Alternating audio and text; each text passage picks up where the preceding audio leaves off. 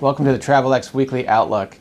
The dollar starts the week of September 27th a little changed, and that's as a lack of data on Monday to start the week has really given investors little excuse to stray out of its current trading pattern. But right now we do have the dollar. It's still generally on the defensive, still taking its cue from last week's decline. In fact, right now we do have the dollar. It's near a 7-month low against a currency basket.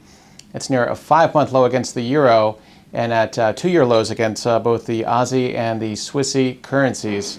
The dollar's latest downtrend really came at the hands of the Federal Reserve, who last week basically signaled that it was ready to offer more support to the U.S. economy if the recovery continues on its current sluggish pace.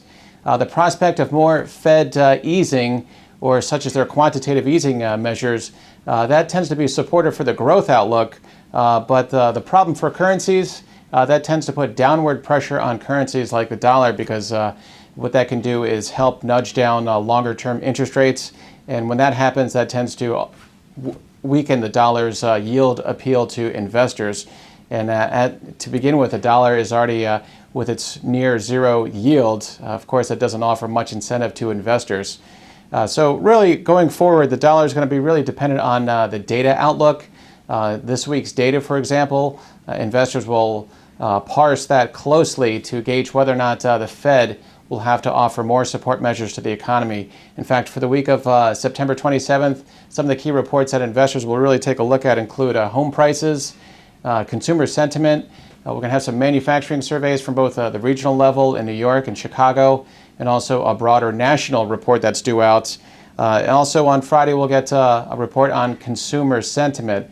Now, any type of data that really supports the current view of subdued growth in the U.S., that can pressure the dollar by increasing expectations for the Fed to offer more support measures.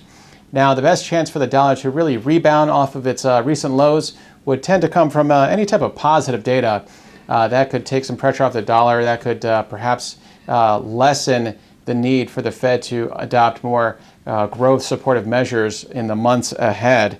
Another factor that might help the dollar in the coming week might be from any type of concerns about the Eurozone's debt crisis.